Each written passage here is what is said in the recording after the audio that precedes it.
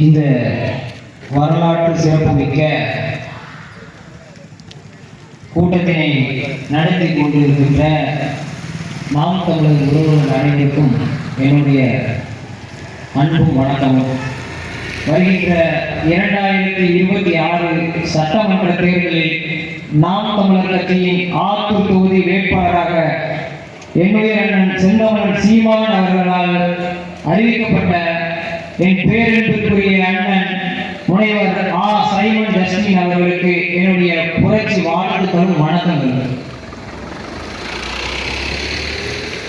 அடிபணிந்து வாழ்வதை விட சண்டையிட்டு சாவது மேலானது என்று என் தலைவன் நமக்கு கற்பித்த வரிகளை வழங்கி என்னுடைய உரையை நான் இங்கு துவங்க இருக்கிறேன். சேலப்பட்டியில் வாழ்கின்ற என் அன்பு தாய் தமிழ் சொந்தங்களே, என் பெற்றோர்களே, என் அன்பு உடன்பிறந்தார்களே, உங்கள் அனைவருக்கும் இனிய மாலை வணக்கத்தினை தெரிவித்துக் கொள்கிறேன்.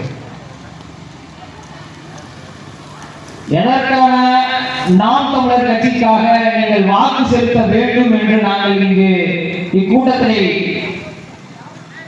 நடத்தி கொண்டிருக்கிறோம் என்று என் அன்புக்குரிய தமிழ் உறவுகள் அனைவரும் சற்று காது கொடுத்து கேட்குமாறு தங்களை கேட்டுக்கொள்கிறேன்.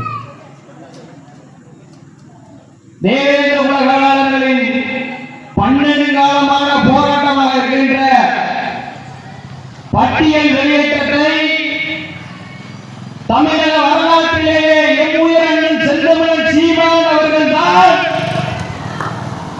ஒரு இனத்தின் விடுதலை, அந்தந்த இனம்தான் ஒரு இனத்தின் உரிமையை அந்தந்த இனம்தான் போராடி பெறும். ஆனால் அந்த இனத்திற்காக ஒட்டுமொத்த இனத்தையும் தேவேந்திர குல வேளாளர்களை பட்டியலிருந்து வெளியேற்று என்று நாடாரை, கோடாரை, செட்டியாரை, பிள்ளையாரை, கவுண்டரை, வன்னியரை அனைத்து சாதியையும் ஒன்றாக இணைத்து தேவேந்திர குல வேளாளர் தேவேந்திர குல வேளாளர் பட்டியலிருந்து வெளியேற்று என்று சொல்ல ஒரே ஒரு தலைவருக்குத்தான் இங்கு துணை இருக்கிறது. அது எம்முயிர் அண்ணன் செந்தமிழன் சீமானுக்கு மட்டும்தான் இருக்கிறது. என் அன்பான உறவுகளே, நாங்கள் பேசுகின்ற அந்த அரசியல் யாருக்கானது என்பதை நீங்கள் சற்று கவனிக்க வேண்டும். இந்த அரசியல் நாம் தமிழர் கட்சிகளுக்கு மட்டுமானது அல்ல. இந்த அரசியல் இந்த தமிழ்நாட்டில் வாழ்கின்ற தமிழர்களுக்கு மட்டும் அல்ல, உலக உயிர்கள் அனைத்திற்கும் நாம் தமிழர் கட்சி இப்படி ஒரு கூட்டத்தை கொண்டு மக்களிடத்தில் தன் கருத்தை தெரிவித்துக் கொண்டிருக்கிறது. என் அன்பான உறவுகளே, பேரன்புமிக்க பெற்றோர்களே, நீங்கள் ஆண்டுகளாக வாக்கு செலுத்துகிறீர்கள். ஆனால் என்ன வளர்ச்சி என்பதை நீங்கள் தெரிந்து வாக்கு செலுத்த வேண்டும். நீங்கள் எங்களுக்கு வாக்கு செலுத்துங்கள் என்பதற்காக நான் இந்த கூட்டத்தை நடத்தவில்லை. ஆனால் அன்பு உடன்பிறந்தார்களே, நல்ல பெற்றோர்களே, எதற்காக வாக்கு செலுத்த வேண்டும், வாக்கு என்றால் என்ன, அது எப்படி அனைவருக்கும் பெறப்பட்டது என்று தெரிந்து கொண்டு நீங்கள் வாக்கு செலுத்த வேண்டும். நாம் வேலை வைக்கின்ற இந்த மைக்கு சாதாரணமாக 200 ரூபாய் 500 ரூபாய் விலை வைக்கிறார்கள். ஆனால் என் அன்புக்குரிய சொந்தங்களே, அந்த மையின் விலை வெறும் 200 ரூபாய் 500 ரூபாய் அல்ல என்பதை மக்கள் உணர்ந்து தெளிந்து வாக்கு செலுத்த வேண்டும். நாம் தமிழர் கட்சி ஆட்சியில் அமர்ந்தால் என்ன செய்யும் என்று கேட்பவர்கள் அனைவருக்கும் ஒன்றே ஒன்றை மட்டும் நான் சொல்லிக் கொள்கிறேன். நாம் தமிழர் கட்சியை அரியணை ஏறிய உடனே சாதிவாரி கணக்கெடுப்பு நடத்தப்படும். நாட்டில் எத்தனையோ பிரச்சனை இருக்கும் போது எதற்காக சாதிவாரி கணக்கெடுப்பு முறையே என்று என் அன்பு பெற்றோர்களே, உங்கள் மகன் நான் சொல்கிறேன் கேளுங்கள். இங்கே யாரும் வரலாம் வாழலாம், ஆனால் தமிழர் நாங்கள் தான் ஆளுவோம். அதற்காகத்தான் சாதிவாரி கணக்கெடுப்பு. இந்த நாட்டை ஆளுகின்ற அரசியல்வாதிகள் நம் இரத்தவனாக இருக்க வேண்டும் என்பதற்காகத்தான் இந்த சாதிவாரி கணக்கெடுப்பை நாங்கள் முன்னெடுத்து வருகிறோம். சாதிவாரி கணக்கெடுப்பு என்பது சாதாரணமாக கலந்து போகக்கூடியது அல்ல என்று உணர்ந்து வந்தார்களே. நாங்கள் பிரித்துக் கொள்கிறோம். எங்களுக்கு எவ்வளவு நாங்கள் பிரித்துக் கொள்கிறோம். தேவருக்கு எவ்வளவு, தேவேந்திரருக்கு எவ்வளவு, நாராயணருக்கு எவ்வளவு, பன்னியருக்கு எவ்வளவு என்று நாங்கள் பிரித்துக் கொள்கிறோம். நீங்கள் எங்களுக்கு இடஒதுக்கீடு தர வேண்டாம். நாங்கள் பிரித்துக் கொள்கிறோம். எத்தனை தேவேந்திரர்கள் சட்டமன்ற உறுப்பினராக இருக்கிறார்கள். ஆனால் சட்டமன்ற உறுப்பினராக இருக்கும் அளவிற்கு தான் தேவேந்திர மக்கள் இருக்கிறதா என்று சிந்தித்து பார்க்க வேண்டும். அப்போது தேவேந்திரக்கும் சட்டமன்ற உறுப்பினர்கள் இல்லை, தேவருக்கும் சட்டமன்ற உறுப்பினர்கள் இல்லை, வன்னியருக்கும் இல்லை, கோலாருக்கும் இல்லை, செட்டியாருக்கும் இல்லை, பிள்ளையாருக்கும் இல்லை. அப்படி யாருக்கு அந்த சட்டமன்ற உறுப்பினர் பொறுப்பு? யார்? அதை நன்கு உணர்ந்தவர்கள் நீங்கள் சிந்திக்க வேண்டும். என் அருமை பெற்றோர்கள் நீங்கள் கவனித்து வைக்க வேண்டும். நமக்கான தலைவன் நம்மிலிருந்து சென்றவன் தான். நம் வழி அவனுக்கு தெரியும். நமக்காக அவன் பேசுவான். அதனால் தான் இங்கு இன்னும் பஞ்சம், பசி, ஊழல், லஞ்சம், கொலை, கொள்ளை, சாதிய இழிவு, தீண்டாமை, ஒடுக்குமுறை, பெண்ணிய அடிமைத்தனம், மதுமத போரை இவை எல்லாம் இங்கு தலைவிரித்து ஆடுகிறது. நீங்கள் வாங்கி கொண்டு செலுத்துகிற அந்த வாக்கு 500, 1000 இதை வாங்கி கொண்டு நீங்கள் செலுத்துகிற வாக்குதான் இந்த நாட்டில் நிலவுகிற பெரும் பஞ்சத்திற்கு முதல் காரணம். அதனால் என் அன்பு உடல் பிறந்தார்களே, நீங்கள் யாருக்கு வேண்டாலும் வாக்கு செலுத்துங்கள். ஆனால் எதற்காக வாக்கு செலுத்த வேண்டும்? இதற்கு முன்பு நம்மிடம் வாக்கை பெற்று சென்றவர்கள் நமக்காக என்ன செய்வார்கள் என்று நீங்கள் சிந்தித்து பார்த்து உங்கள் வாக்குகளை செலுத்துங்கள். அதற்காகத்தான் இந்த கூட்டம். மற்றபடி வேற எதற்காக இல்லை. எங்களுக்கு யார் மேலையும் தனிப்பட்ட விருப்போ கிடையாது. நாங்கள் யாருக்கும் எதிரானவர்கள் அல்ல. நாங்கள் எங்கள் இனத்திற்கு பற்றானவர்கள். அதுதான் நாங்கள் முன்வைக்கிற கோரிக்கை. என் அன்பு உடன்பிறந்தார்களே, உங்களுக்கே தெரியும், இந்த பகுதியில் அடிக்கடி தினந்தோறும் ஒரு விபத்து, தினந்தோறும் ஒரு விபத்து. என்ன கேவலம் இது!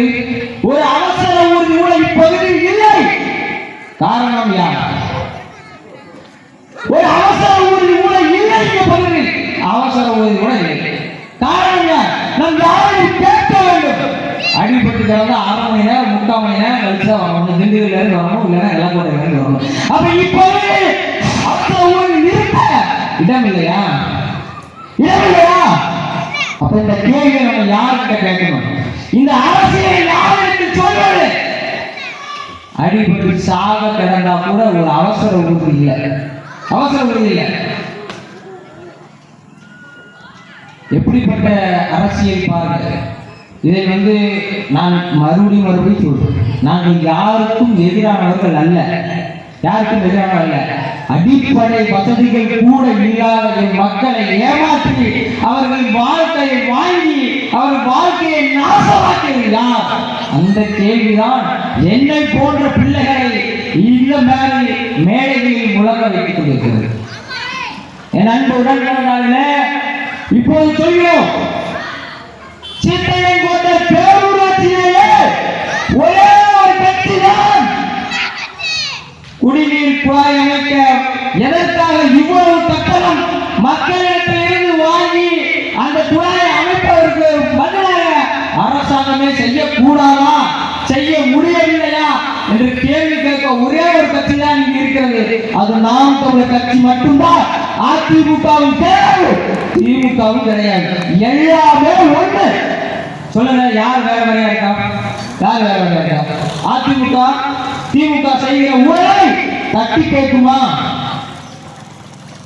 அதிமுக செய்கின்ற ஊழலை திமுக தட்டி கேட்குமா? எங்களுக்கு நாங்க சும்மா சின்ன பசங்க கூட்டம் கம்மியா இருக்கு, அப்புறம் அந்த மாதிரிலாம் வைக்கிறாங்க, இளைய பசங்க அவங்களுக்கு ஒன்றும் தெரியாது அப்படின்னா நினைக்க கூடாது. நாங்க என்ன பேசுறோங்கிற காதல கேளுங்க, உங்க ஆர்வத்துக்கு கொண்டு போங்க. நாங்க கேட்கிற கேள்வி சரியா இருந்தா நீங்க நாம் தமிழர் விவசாய சின்னத்துல வாக்கு செலுத்துங்க. கட்டாயம் இந்த முறை மிக வந்தே தூர் காலம் ஒரு நாள் எங்கள் கைகளில் சிக்கும். அப்போது நாம் தமிழர் ஆட்சி சொர்க்கத்தின் எப்படி இருக்கும்ன்றதை நாங்கள் காட்டுவோம் இந்த நாட்டிற்கு. அன்பான உடன்பிறந்தார்களே, நீங்கள் உங்கள் கைகளில் இப்போது உலகமே இருக்குது. தொலைபேசி எல்லாம் அதில் விடுகிறது. என் அன்பான உறவுல ஒரே ஒரு கேள்விதான், இந்த தமிழ்நாட்டில் சாராயத்திற்கு இருக்கின்ற மதிப்பு விவசாயி விளைய வைக்கிற நெல்லுக்கு இல்லை. நெல்லை கொண்டு போய் காத்துல போட்டா எடுக்கிறதுக்கு 30 நாள் ஆகுது. விவசாயிகள் போராடுறாங்க போராடுறாங்க. கேவலம் ஒரு தகரத்தை வாங்கி போட துப்பு இல்லை. ஆனா சாதாரண நீங்க எவ்வளவு பத்திரப்படுத்திருக்க எனக்கு பார் இதெல்லாம் எதுக்கு உலகத்திற்கு சோறு கொடுக்கிற விவசாயி செத்து கொண்டிருக்கிறான். அவனை பார்த்து அவன் கண்ணீரை புடைக்க துப்பு இல்லை. இதுல சாராயத்துக்கு இலைக்கு பூனைங்க பீர் கிடைக்கிறார். அதனால வெயில் தாக்கம் அதிகமா இருக்கு. அதனால திண்டுக்கல் மாவட்டத்துல பீர் விற்பனை இந்த நாடு விளங்குமா? எதையெல்லாம் காட்டக்கூடாதோ, எதையெல்லாம் பேசக்கூடாதோ, வந்த போன அணில எல்லா பத்தியும்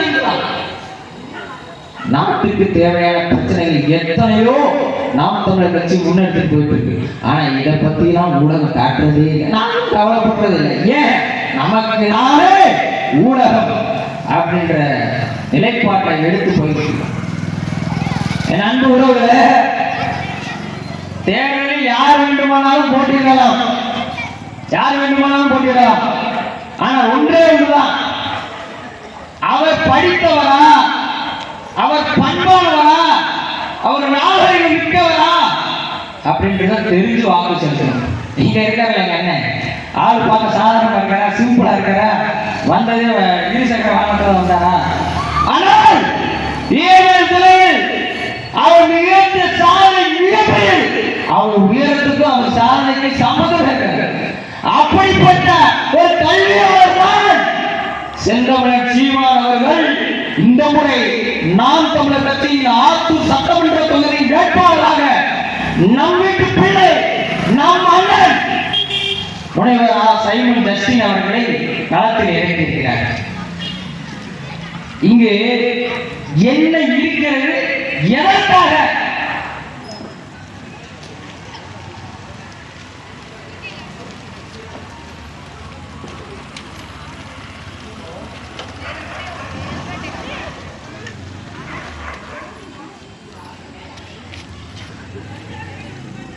இந்த ஆத்தூர் பகுதியில் என்ன இருக்கிறது, எதற்காக வாக்கு செலுத்த வேண்டும் என்ற கேள்வி உங்களுக்கு 2026 ஒவ்வொருவருக்கும் வர வேண்டும். அரசு மருத்துவமனை தரமா இருக்கா? ஏதாவது உடனே ஓடுறோம் ஆத்தூருக்கு. ஏன் சித்திரங்கோட்டையில் இருக்கின்ற அரசு மருத்துவமனை என்ன ஆயிடுச்சு? சுடுகாடு ஆயிடுச்சா? தாமதமா போனா ஆபீஸ் இல்ல, டாக்டர் இல்ல, மருத்துவர் இல்ல, செவிலியர் இல்ல.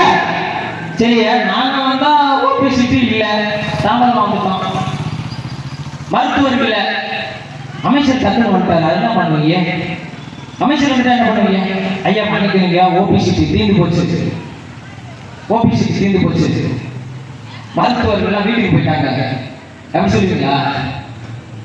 அப்ப உயர்ந்தவனுக்கு ஒரு நேரம், அவனுக்கு கீழே இருப்பவனுக்கு ஒரு நியாயமா? ஆட்சி அதிகாரத்தில் இருப்பவனுக்கு ஒரு நியாயம், அதிகாரத்தில் இல்லாத நம்மை போன்றவர்களுக்கு ஒரு நியாயமா? ஏன் 10 மணிக்கு நியாயம் கிடைச்சிருக்கணும்? இது யார் சொல்றது? அரசு மருத்துவமனை. இப்பதான் டாக்டர் போறாங்க. ஒரு அரை மணி நேரத்துக்கு முன்னாடி வந்திருக்க கூடாதா? அம்மா நாங்க என்ன சொல்றோம்னா, நீங்க இதை எங்க கிட்ட சொல்லாங்க, அந்த நாய் கிட்ட சொல்லுங்க. நாயே நாயே நாயே, அரை மணி நேரத்துக்கு முன்னாடி கடிச்சிருக்க கூடாதா? நாயே நாயே, கடிச்சிருக்க கூடாதா? நாயே அப்படின்னு நீங்க நாய் கிட்ட கேளுங்கம்மா. நாங்க என்ன பண்றது? நாய் அரை மணி நேரத்துக்கு பின்னாடி எடுத்துருச்சு. தவறு எங்க மேல? நன்கு உடன்பிறந்தார்களே, இதுதான் அரசு மருத்துவமனையின் லட்சணம். கேடுகட்ட லட்சணம். அரசு மருத்துவமனை போய் பாருங்க. சுடுகாடும் அரசு மருத்துவமனை ஒரே மாதிரி இருக்கு. சுடுகாடும் அரசு மருத்துவமனை ஒரே மாதிரி இருக்கு. ஏன் எல்லாத்துக்குமே ஆத்தூர் போறோம்? ஏன் இந்த பகுதியில் வளம் இல்லையா? ஏன் இந்த பகுதியில் இடம் இல்லையா? என்ன இல்ல? எதற்காக ஆத்தூர் போகணும்? எதற்காக? ஐயா, பகல்ல எங்களுக்கு ஏதாவது ஒரு பிரச்சனை நாங்கள் ஆத்தூர் போறோம், நேரம் ஒதுக்கி கூட போகிறோம், சரியா? இரவுல எங்களுக்கு ஏதாவது ஒரு அவசரம் ஐயா, ஒரு மருத்துவ தேவை, எங்க போகிறோம் ஐயா? ஏன் சித்திரகோட்டையில் இருக்கின்ற அரசு மருத்துவமனை தரம் உயர்த்தப்படவில்லை? யாரை கேட்பது?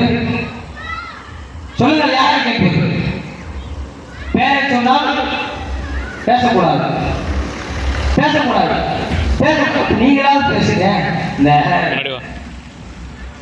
படத்துல என்ன சொல்லுவாங்க?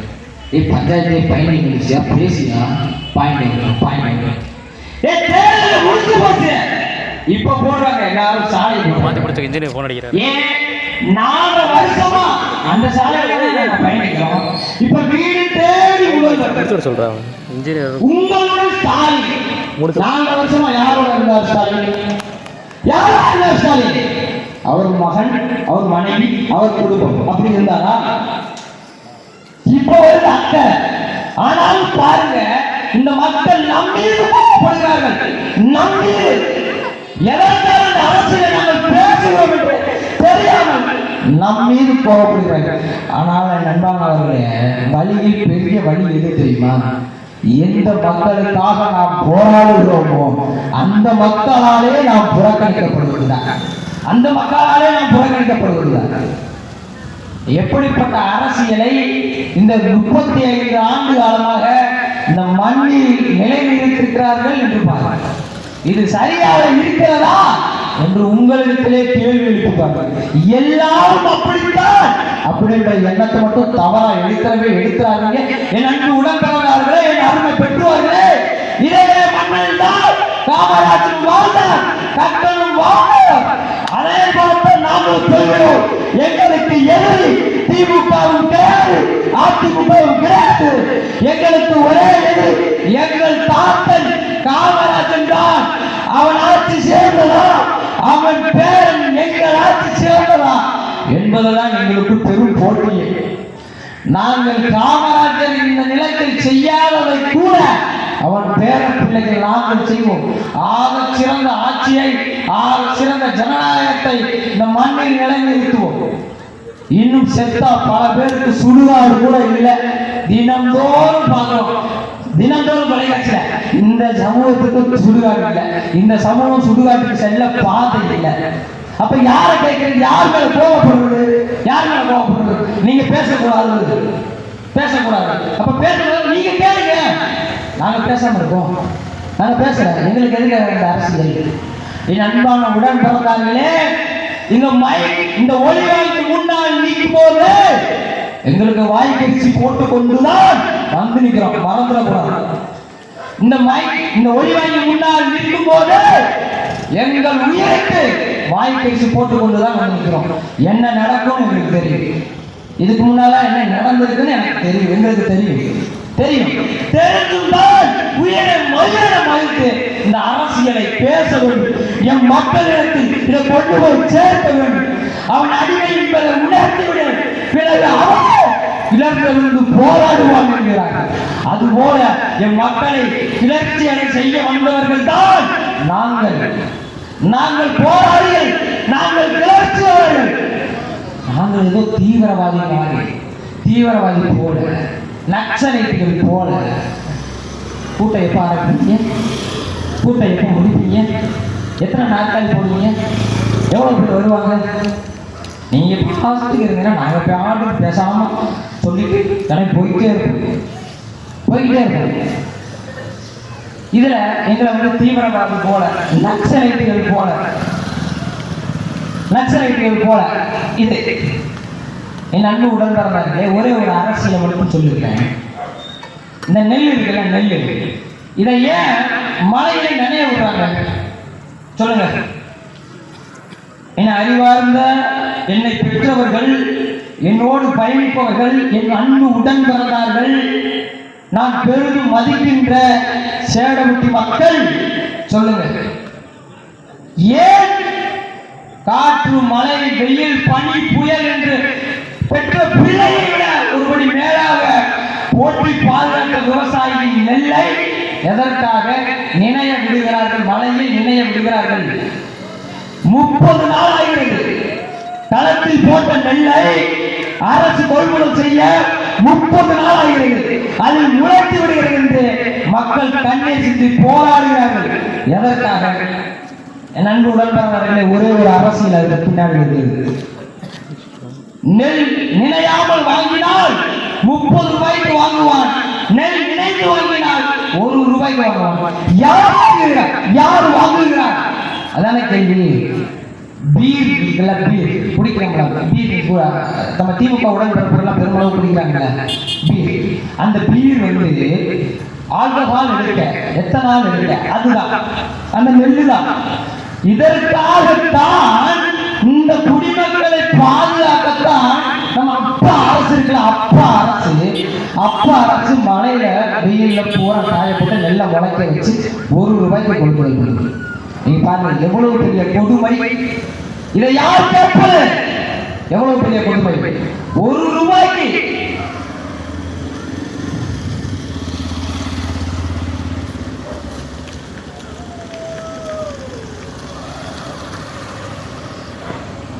ரூபாய்க்கு அந்த நெல்லை வாங்குகிறார்கள் என்றால் விவசாயி வாழுவானா சாவானா? பின்பு விவசாயி செத்துவிட்ட பிறகு விவசாயத்துக்கான அனைத்தையும் முடக்கிவிட்ட பிறகு விவசாயம் காப்போம். எழுதி வைத்தால் விவசாயம் வளராது. என் அன்புடன் பிறந்தார்களே, என் அன்பை பெற்றோர்களே, எழுதி வைத்தால் வளராது. அதை நாம் தான் ஊக்கப்படுத்த வேண்டும். நதிகளில் பார்க்க போய் செத்தால் 35 லட்சம். பாம்பு கடித்து விவசாயி செத்தால் 2 லட்சம். நாட்டில் நெல்லை பாதுகாக்கிற பாதுகாப்பு வீரன் இறந்தால் 2 லட்சம். பிச்சை காசு 2 லட்சம். அவன் தான் பசி பஞ்சம் என்று மறந்து தன் குடும்பத்தை மறந்து நமக்காக இரவு பகலாக பனியிலும் வெயிலும் இந்த நாட்டை பாதுகாக்கிறாங்க. அவன் இறந்து போனால் 2 லட்சம். நடிகனை பார்க்க போய் செத்து போனால் 35 லட்சம். இந்த நாடு நாசமா போகுமா, நல்லா இருக்குமா என்பதை என் அறிவில் சிறந்த உடன் பிறந்தார்கள் பெற்றோர்கள் சிந்திக்க வேண்டும். அலை மாகடல் நிலம் வானில் உன் அணி மாளிகை அவை ஏறி விடுமே உனது அதிகாரம் நிறுவான். கொலை மிக கொடியோடு செயல் அறவே புகை வாழ்வு புகையை உயர் குணமேறிய தமிழா என்று பாடுறார். பண்ண போராடா பச்சை படுகொலை பைந்தமிழ் இனத்திற்கு உயிரட்டா விடுதலை நறுக்குவோம் பகையின் வேர் சிறுத்தை பெருங்கூட்டம் நாம் தமிழர் என்று முரசெய்தார். குறுக்கில் முளைத்திட்ட அயலார் ஆட்சி கூண்டோடு போயிட்டு முரசு என்று பாடுறாங்க. நறுமண சோலையின் அறிமுக விடமாட்டோம். நாம் தமிழர் என்று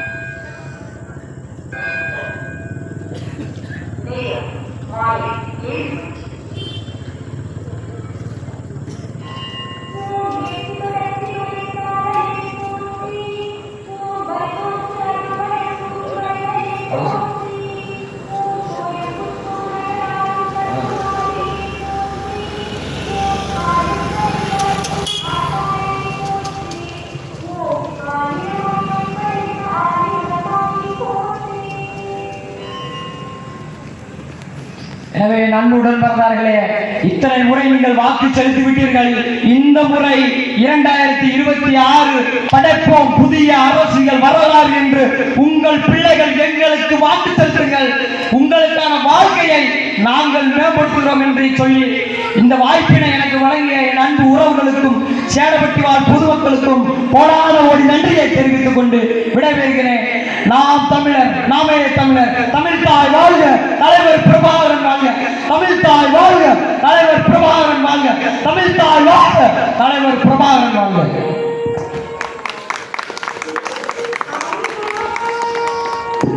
அடுத்தபடியாக லட்சுமணன் சுற்றுச்சூழல் பாசறை மாநில துணை செயலாளர் அவர்களை பேச வருமாறு அழைக்கிறோம்.